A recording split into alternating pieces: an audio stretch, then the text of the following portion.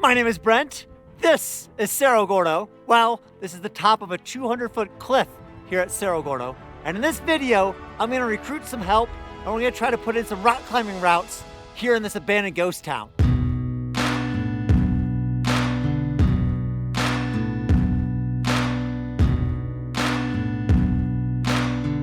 Right now, we are on the backside of Cerro Gordo. And for those of you who don't know, Cerro Gordo is an abandoned mining town from the 1800s. It's also my home. It's where I've been living for the past 18 months, doing things like restoring the old cabins, exploring abandoned mines, and just trying to preserve the history that's in this whole area. And during that time, I developed a number of new hobbies and skills. Some by necessity, things like operating a backhoe, framing out a wall, things like that. Some by choice. I've just grown to love riding my dirt bike through these hills, or going into the old mines, or most recently, trying to learn how to rock climb. And the rock climbing bug hit me one night when I was on Netflix and I watched this movie called The Dawn Wall. And if you haven't seen it, it's about this guy that just obsesses with climbing this cliff in Yosemite, and over the course of 6 years, sacrifices basically everything to finally see his dream come true. And before watching that, I didn't care about rock climbing. To be fully honest, I grew up in Florida. Rock climbing wasn't a thing, it's flat. But watching that movie and seeing this guy's passion and the sacrifice, it resonated with me. It resonated with my time here at Cerro Gordo trying to rebuild this town. And so the next day I was out here taking a hike, enjoying nature, flying my drone, and ended up crashing it at the top of the cliff behind me. And as I was walking up to the cliff, I looked up and I was like, hey, maybe this could be my dawn wall, my chance to explore rock climbing and try to figure out what this passion is all about. So over the past few months, I've taken a number of steps to do that. First, I took a rock climbing class in Bishop, California, just up the street, and it's world-class climbing. And in this video, what we're gonna try to do is create some new routes on that cliff behind me and then climb it.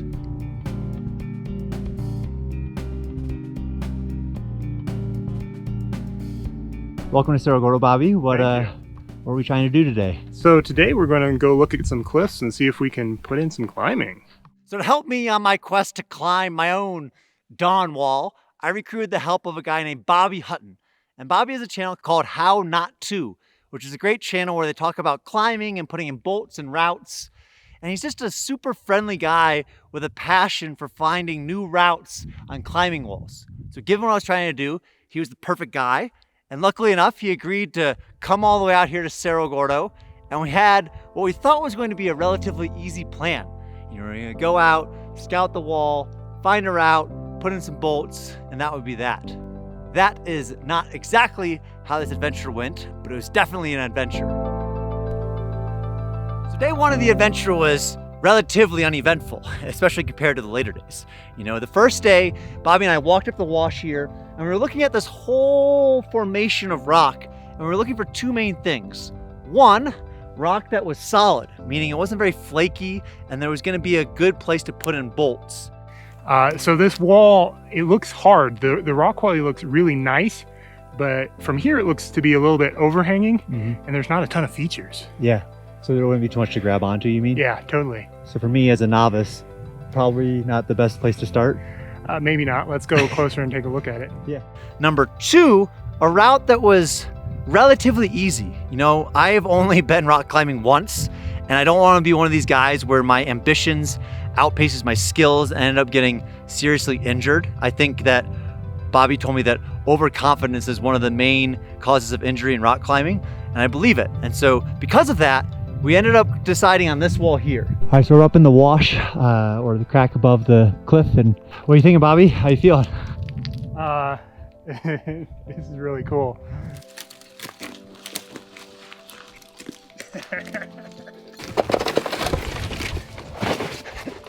There you go. Thank you. Once I get up here, I suddenly become very aware of my fear of heights.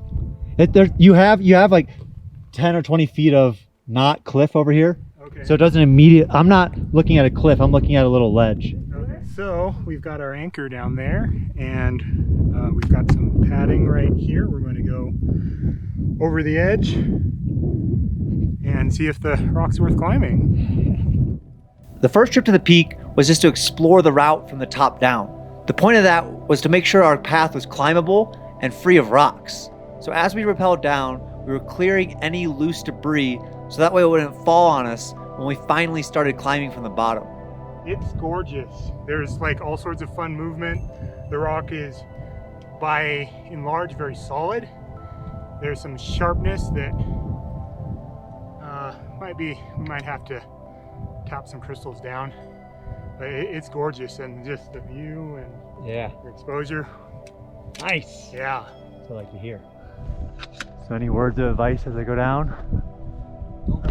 Watch the rope edge, or the edges. Yeah. Don't cut through it. I enjoy it. It's really cool. I think I love it. Okay.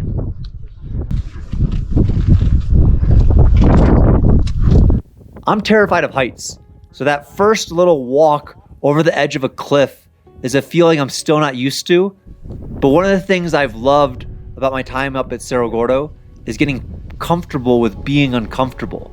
You know, it's a skill that you have to continually cultivate. So I try to push that a little bit each week in different ways.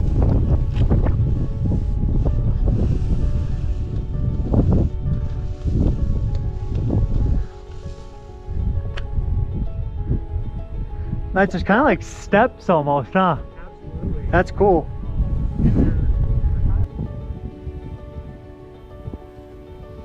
And I'm gonna start coming back up. Really? Go one more ledge. Nah. Listen, for a guy that doesn't like heights, I'm doing just fine. Coming down to look over to see what you're doing. Yeah. And I was really watching my feet so I didn't knock anything else. And I moved the rope like an inch and it knocked that rock down at you. I was thinking that it was gonna be almost like when I go down a straight vertical mine shaft, but it's not, because you have the rock to touch, you know? So there's some comfort in knowing that like there's something here. When the vertical stuff, you're just on the rope, you know, 100% your sweat. I don't like that. So first impressions, what are you thinking after the first little trip down? I think there's a ton of potential here. I'm excited to spend some more time on the wall, get some bolts. Yeah, I appreciate you coming. I don't think I would have had the confidence to just jump over the cliff myself, but you know, having somebody with a little bit more experience here made it possible. And this area is just so aesthetic. Spending time up here is just all right, so a successful first kind of scouting mission on that wall. It's going to be a lot of fun. We're going to come back hopefully maybe even tomorrow with some bolts. The views are stunning, so I'm very excited to add this to the Cerro Gordo offerings. And for now, we're headed back down.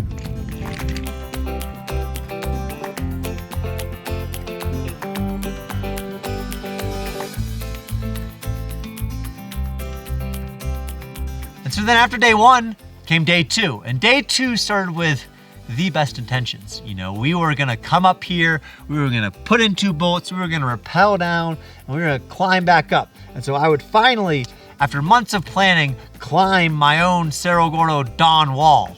Originally, we were gonna use my friend's electric drill, which would have made these 3-inch holes we needed to take, 30 seconds. Unfortunately, he was out of town, so we decided to go the purest way. The only available route that we had was a hand drill. So literally a thing that you put up against the rock, turn it while you're hammering it, and hope to get a 3-inch hole in. And what could have taken 30 seconds with an electric drill, and we estimated to take 30 minutes by hand, ended up being, an hour and a half per hole. And during that hour and a half, because we came out here later in the day, the sun just kept creeping down. And morale that had started so high started to get low. I remember as the holes were taking longer to drill, we started losing our crew. You know, it was either too cold, too late. And to make matters worse, it was getting windier and windier as the day goes. You know, I'm not the heaviest person after 18 months in a ghost town, so sitting up here, I was just getting thrown around everywhere. And to complicate matters even worse, it started raining. And before you knew it, the sun had set, and the only people left was myself, Bobby, and Scotty. So the plan as we decided it was that Bobby would rappel down first. And I remember Scotty and I looking at each other, both shivering, freezing like this, and being like, man, I hope he gets down there soon. I can't wait to rappel down, you know, because rappelling down, this could take 3 minutes, you know, where the hike back down could have taken maybe 30 minutes. Well, the first trip down is going to be at night in the rain with a ton of wind, and Scotty's actually going to go down with me.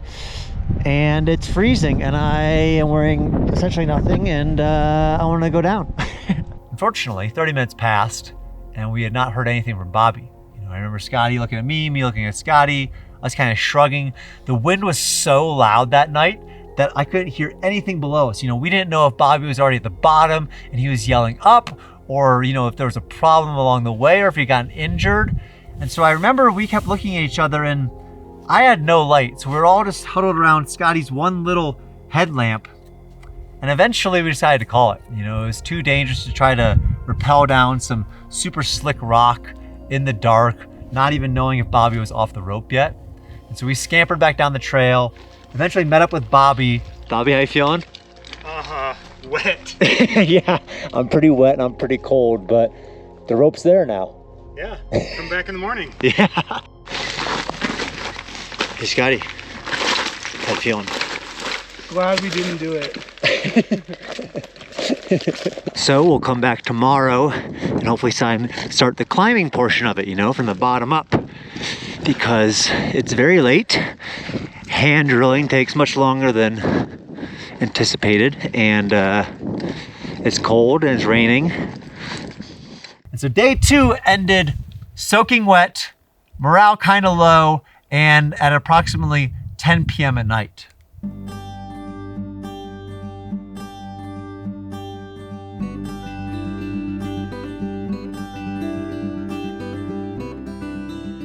Day 3, the rope was already in place, so there was only one thing to do, and that was climb this cliff for the first time ever and fulfill my dream of climbing my personal dawn wall. All right, Bobby, so we're back, and we're gonna try day 3, gonna try the first time up. So you're thinking this might be a little taller than we initially thought? Yeah, I'm thinking this might be 200 feet. Sweet. Well, I guess on that, I'll give it a go. All right, we're tied in, and we're gonna climb a Cerro Gordo wall. I absolutely loved those first few days in the wall with Bobby. Finding a route, bolting a route, going down, and then back up the wall for the very first time was amazing. It was something I had been looking forward to for months. But I think after Bobby left, it hadn't fully satisfied this itch I had. Part of the appeal to climbing to me was this reflective, introspective nature of just you and the wall, you and your obstacle in front of you. I think over the last 18 months, some of my biggest personal progress has been in times alone, where I'm just left free of distractions to focus on what's in front of me and to focus on my response to what's in front of me. And so after Bobby left, I wanted to climb the wall by myself. And to do that, I had to set up what's called a self-belay system, or a top rope solo.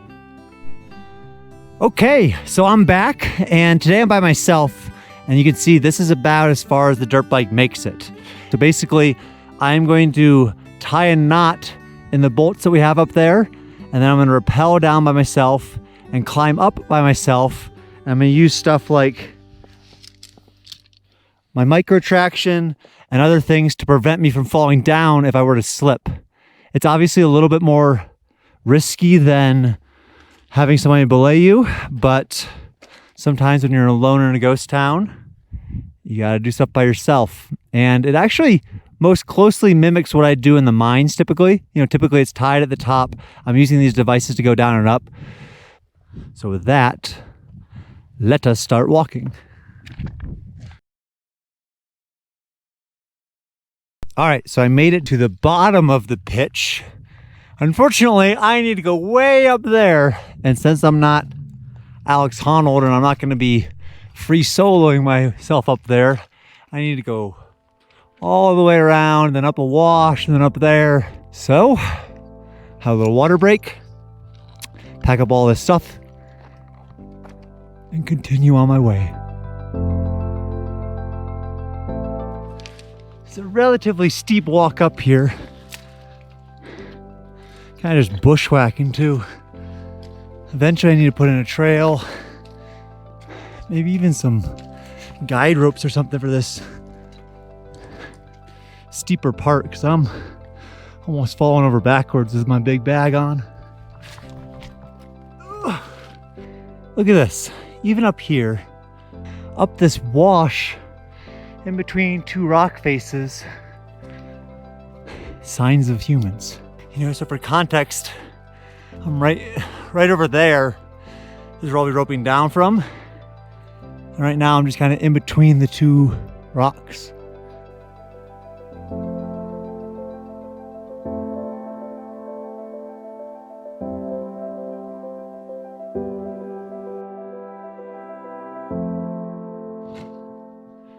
All right, and we're back to the bolts. That's what we got going for us. So down there, you can even see my jacket and the time lapse. Time lapse is probably just about done now, so wasn't too bad of timing. Rig this here. I will go rappel down, and then I will ascend up. And I think for the first trip down, I might try to have the drone follow me down. And I'm gonna put this GoPro that I'm holding now on my head, so you guys have a little bit of a feel of what it's like. But if you look out there, it's just a stunning view of Death Valley National Park.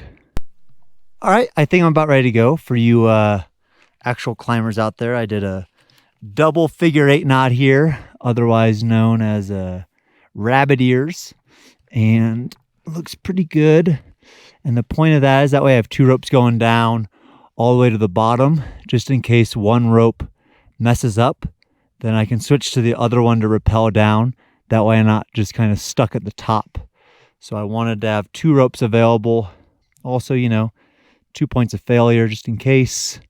And so I think it's looking pretty good. I'm gonna start hitting it.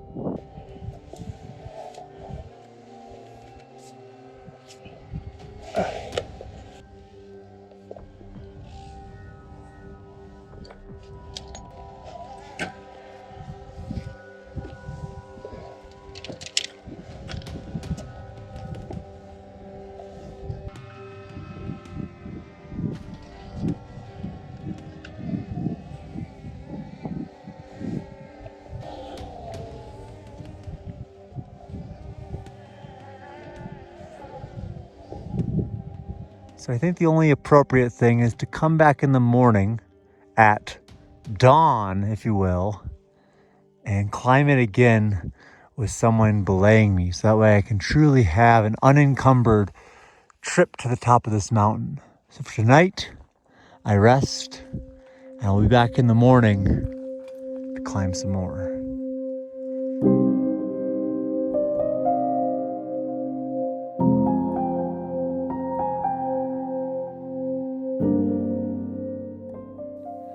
So after a few days of experimenting around and clearing my mind, I was finally ready to tackle the wall at dawn, which seemed like the most appropriate time to climb it.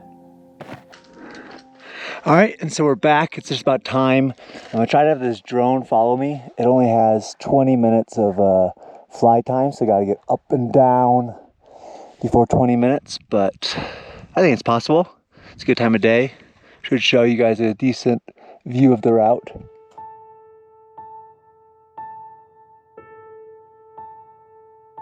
When I think back on my last 18 months here and then see the passion some of these climbers show, I really think a lot about sacrifice and how sacrifice is a part of life. To get something, you have to give up other things. You know, you can't have it all.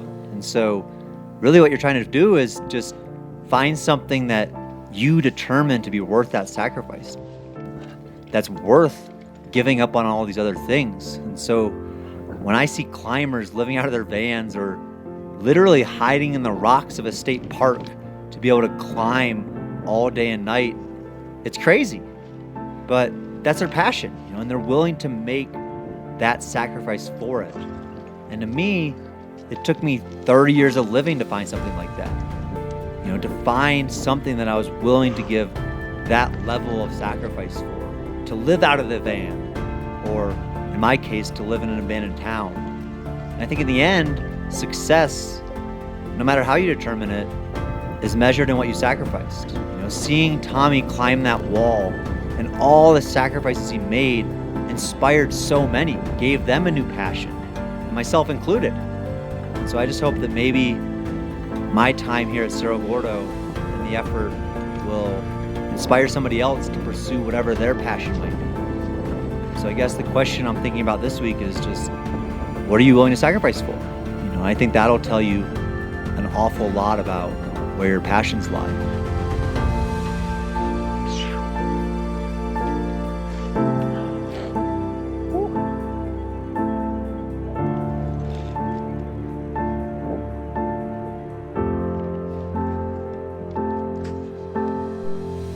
All right, so that's it from this wall.